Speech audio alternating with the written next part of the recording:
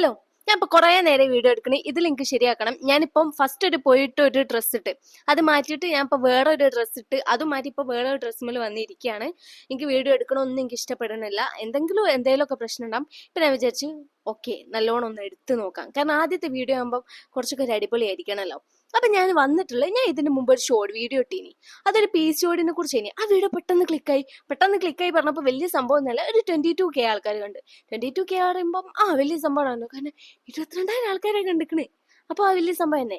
അപ്പം ഞാൻ വിചാരിച്ചു PCOD കുറിച്ച് ഒരു ലോങ് വീഡിയോ ഇടാന്ന്. അപ്പം എൻ്റെ ഈ വീഡിയോ ഇഷ്ടപ്പെടുന്ന ആരെങ്കിലും ഉണ്ടെങ്കിൽ ലൈക്ക് ചെയ്യുക, ഷെയർ ചെയ്യുക, സബ്സ്ക്രൈബ് ചെയ്യുക. അപ്പം നമുക്ക് നേരെ വീഡിയോയിലോട്ട് പോകാം. ഓക്കെ, അങ്ങനെ ഞാൻ എൻ്റെ ഒരു PCOD കഥ പറഞ്ഞതാ. ഒരു 3-4 വർഷങ്ങൾ മുമ്പ്, 3-4 വർഷം എന്നല്ല, ഒരു 2-3 വർഷങ്ങൾ മുമ്പ് ഞാൻ ബാംഗ്ലൂരായിരുന്നു. അവിടെ പറയുമ്പോൾ അവിടുത്തെ പുറത്തത്തെ ഫുഡ് പറയുകയാണെങ്കിൽ ബാംഗ്ലൂര് മൈസൂരിൻ്റെ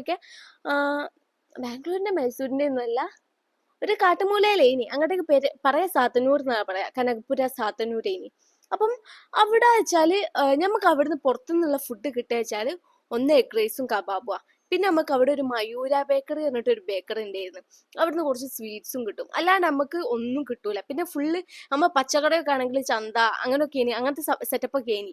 അപ്പം അവിടെ അപ്പൊ നമ്മൾ നേരെ കുറേ പറഞ്ഞിട്ട് ഞാൻ ഇതാക്കണില്ല, നമ്മൾ നേരെ വീഡിയോയിലോട്ട് പോവാം. അപ്പൊ അവിടുന്ന് എൻ്റെ മാരേജ് കഴിഞ്ഞിട്ട് നേരെ ഒരു തട്ടിക്കൂട്ട് മാരേജ് ഇനി. അപ്പൊ ഞങ്ങൾ നേരെ ബാംഗ്ലൂരായിനി. അപ്പം അവിടുന്ന് ഞങ്ങൾ അവിടെ നിന്ന് ഏകദേശം ഒരു 3-4 മാസമൊക്കെ കഴിഞ്ഞേരം എൻ്റെ പീരീഡ്സ് ലേറ്റ് ആവാൻ തുടങ്ങി. ഒന്നുകിൽ ലേറ്റ് ആവും, ഇല്ലെങ്കിൽ എനിക്കൊരു കുറേ തീരെ ആവാതിക്കും, ഇല്ല ഒരു 10 ദിവസം മുമ്പാവും, അല്ലെങ്കിൽ ബാക്കിലേക്കാവും. അങ്ങനെയൊക്കെ ആയി തുടങ്ങി. ഞാൻ വിചാരിച്ചിനി ഇനിയിപ്പോൾ എനിക്കെന്തോ അസുഖമായിരിക്കുമോ, ചിലപ്പോൾ എൻ്റെ വയറിൻ്റെ ഉള്ളിൽ നിന്ന് എന്തൊക്കെയോ പ്രശ്നം ഉണ്ടായിട്ട് എനിക്കെന്തോ അസുഖമായിട്ട് ഇരിക്കുമല്ലോ, ഞാൻ മരിച്ചു പോയിക്കല്ലോ, അങ്ങനെയൊക്കെ വിചാരിക്കേനി. പിന്നെ ഞാൻ വിചാരിച്ചു ഇനിയിപ്പോൾ പ്രഗ്നൻ്റ് ആയിരിക്കുമോ വിചാരിച്ച് ഞാൻ കുറേ പ്രാവശ്യം ഞാൻ പ്രഗ്നൻസി ടെസ്റ്റ് ചെയ്തിട്ടുണ്ട്. അപ്പോൾ പ്രഗ്നൻ്റ് അല്ലാനും ചിലപ്പോൾ ഒരു ചെറിയ ലൈൻ കാണേ. ഞാൻ ചേച്ചി പ്രഗ്നൻ്റ് ആയി, ഞാൻ വേഗം പതിയെ കുറിച്ച് ഞാൻ പ്രഗ്നൻ്റ് ആണെന്ന് തോന്നുന്നു പറയും. പിന്നെ 2 ദിവസം കഴിയുമ്പോൾ എനിക്ക് പീരീഡ്സ് ആവും. അങ്ങനെയാണ് എൻ്റെ അവസ്ഥകൾ. അങ്ങനെ ഞാൻ ഇങ്ങനെ ഈ കാര്യം എൻ്റെ താത്തനോട് പറഞ്ഞപ്പോൾ എൻ്റെ താത്ത പറഞ്ഞേ PCOD എന്നുള്ളൊരു സംഭവം ഉണ്ട്, അതിന് ഈ ഒന്ന് പോയി കാണിച്ചു നോക്ക്, PCOD ആണോ എന്നുള്ളത് ഒന്ന് ചെക്ക് ചെയ്യാൻ പറഞ്ഞു. എനിക്കാണ് അന്ന് PCOD ഒന്നും അറിയില്ല. അപ്പം വലിയൊരു സംഭവമാക്കി ഞാൻ വെച്ചില്ല PCOD. പിന്നെ എന്തെങ്കിലും ആയിരിക്കും വിചാരിച്ച് ഞാൻ അങ്ങനെ ഇട്ട്.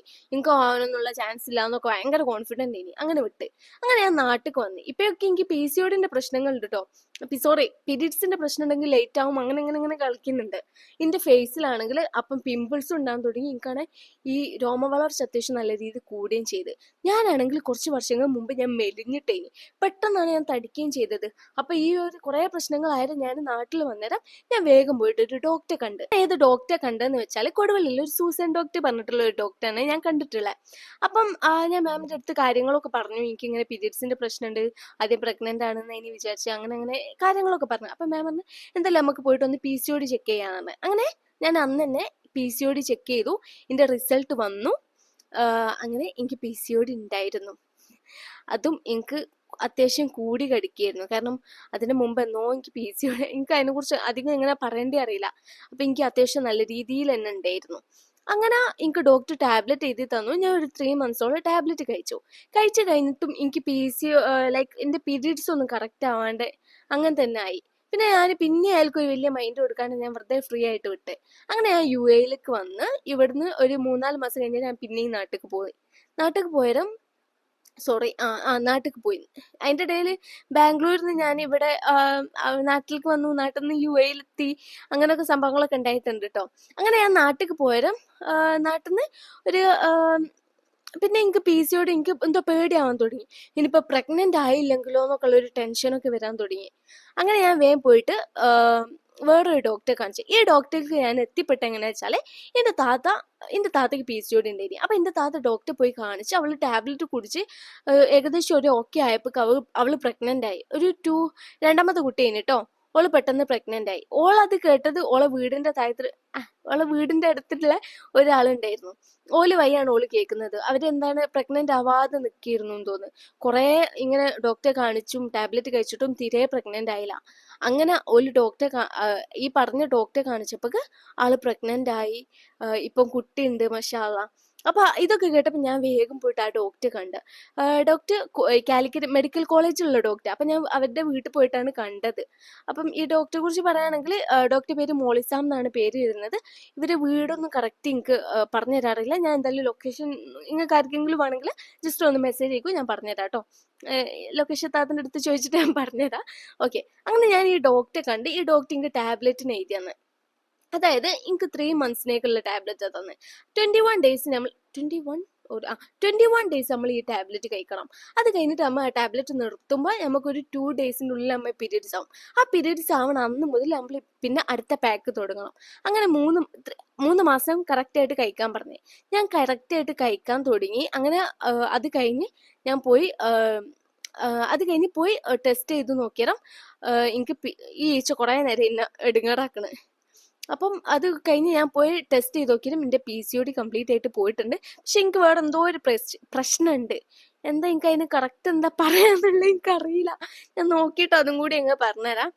അപ്പം ഓക്കെ, അങ്ങനെ ഞാൻ എൻ്റെ PCOD ഇപ്പം കംപ്ലീറ്റ് ആയിട്ട് പോയിട്ടുണ്ട്. അതേപോലെ തന്നെ എനിക്ക് ഈ ഒരു മന്ത് ഇതുവരെ എനിക്ക് പീരീഡ്സ് കറക്റ്റ് ആയിട്ട് ഇനി ആവില്ല. പക്ഷെ ഈ ഒരു മന്ത് എൻ്റെ പീരീഡ്സ് ലേറ്റ് ആയി. ചിലപ്പം ഇവിടെ UAE ഇപ്പം തണുപ്പ് മാറിയിട്ട് വെയിലായിട്ടുണ്ട്. അതേപോലെ എൻ്റെ ഉറക്കത്തിൻ്റെ ഇതൊക്കെ ഫുൾ താളം തെറ്റി കിടക്കുകയാണ്. ഫുഡിൻ്റെ കാര്യം എല്ലാം ആട്ടും ഇങ്ങോട്ടൊക്കെ ആയിട്ട് കിടക്കുകയാണ്. പിന്നെ ഞാൻ ജിമ്മിന് പോകാൻ തുടങ്ങി. അപ്പം ഞാൻ ജിം ട്രെയിനറിൻ്റെ അടുത്ത് പറഞ്ഞ് ജിമ്മിന് പോകാൻ തുടങ്ങിയാൽ ഏകദേശം കുറച്ച് ഡേയ്സ് ഈ പീരീഡ്സ് ഒന്ന് തെറ്റാൻ ചാൻസ് ഉണ്ട്. ചിലപ്പോൾ അതുകൊണ്ടായിരിക്കും.